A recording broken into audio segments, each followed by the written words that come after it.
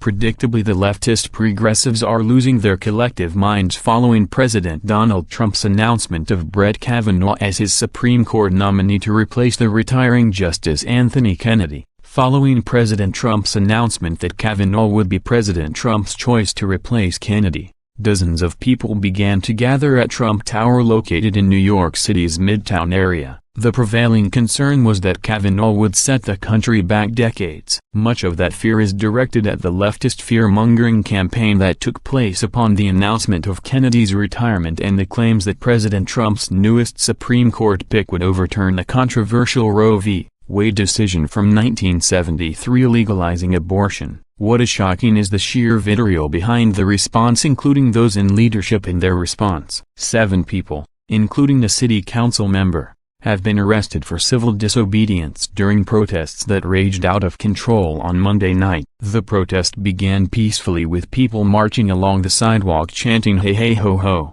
Trump's nominee has got to go." Then things got ugly when a group of protesters chose to sit in the middle of 5th Avenue near the intersection of 57th Street, blocking heavy traffic. The night was forced to begin arresting protesters, and among them was City Councilman Jermaine Williams. The protests were not confined to New York City either. Protesters were present in cities across the country in opposition to all things Trump, including our nation's capital, Washington, D.C., where many protesters gathered on the steps of the Supreme Court itself to express their displeasure at President Trump's choice of Kavanaugh. The anger of the mob forced Fox News reporter Shannon Bream to flee her live reporting station in front of the court for the safety of the nearby Fox studio. Bream originally planned to host a live show on the steps of the Supreme Court but was forced to move the broadcast for her own personal safety. Bream tweeted of the volatile atmosphere, "Literally had to bail on our live show from #SCOTUS, moving the show back to the safety of the studio. See you all at 11 p.m. at Fox News. Very few times I've felt threatened while out in the field. The mood here tonight is very volatile. Law enforcement appears to be closing down First Street in front of SCOTUS." Also among the protesters was Senator Bernie Sanders,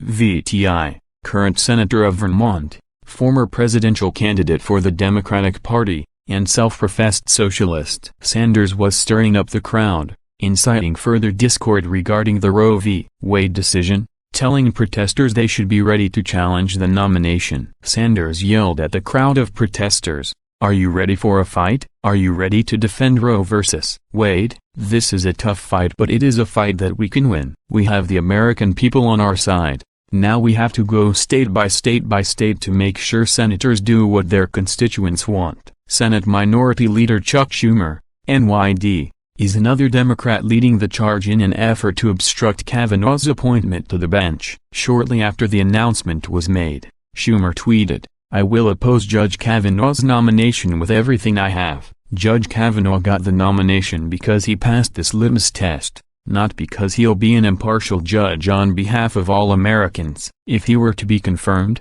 women's reproductive rights would be in the hands of 5 men on the Supreme Court. Let's be clear, a vote for Kavanaugh would be a vote to rip health care from American families and deny women their constitutional right to make their own health care decisions, DNC Chair Tom Perez claimed. 53-year-old Kavanaugh is currently a judge on the U.S. Court of Appeals for the Washington, D.C. Circuit, who has a background in politics. Prior to his nomination to the Washington, D.C. Circuit Court back, he was Bush's White House staff secretary and worked for Bush during the 2000 Florida vote recount. He is a Yale Law School graduate. Some have voiced objections to Kavanaugh as simply another Justice John Roberts. Others have complained he came straight out of the Ivy League into Washington. He has never practiced law outside the Beltway but took the direct route to the Bush White House. He served as staff secretary for former President George W. Bush, Jr., as well as working on the Florida recount during the contested Gore versus Bush election for the nation's 43rd president. In 1998,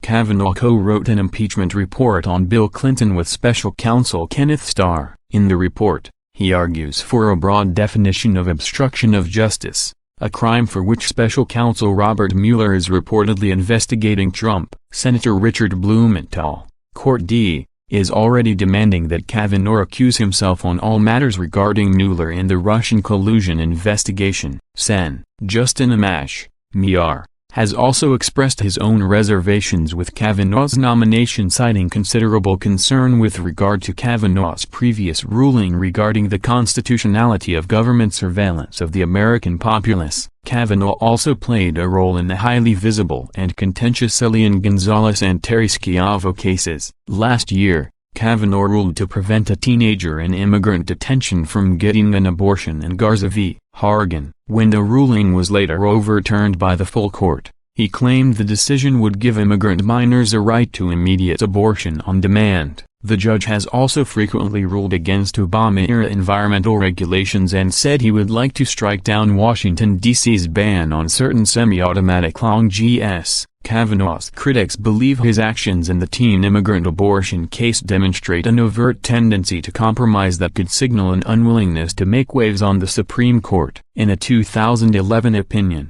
he wrote that the Affordable Care Act's individual mandate could be made a tax, not a fine, therefore providing a vehicle to allow a 2012 Supreme Court ruling that many Republicans believe saved the wildly unpopular 2010 healthcare law. Kennedy was known as the swing vote on key issues, including abortion, same-sex marriage, and affirmative action. Leftists believe Kavanaugh could potentially signal the end of Roe v. Wade and their ability to escape consequences by murdering their offspring in the womb, as pro-abortion folks flip their collective lids over the possibility of the overturn of Roe v. Wade with the replacement of Justice Kennedy and his swing vote. A couple of important factors to keep in mind. Roe v. Wade has a companion decision known as Doe v. Bolton, both decided on the same day, with Roe in Texas and Doe in Georgia. The decisions are always read together. Overturning Roe still leaves Doe intact. An overturning of Roe v. Wade does not outlaw abortion,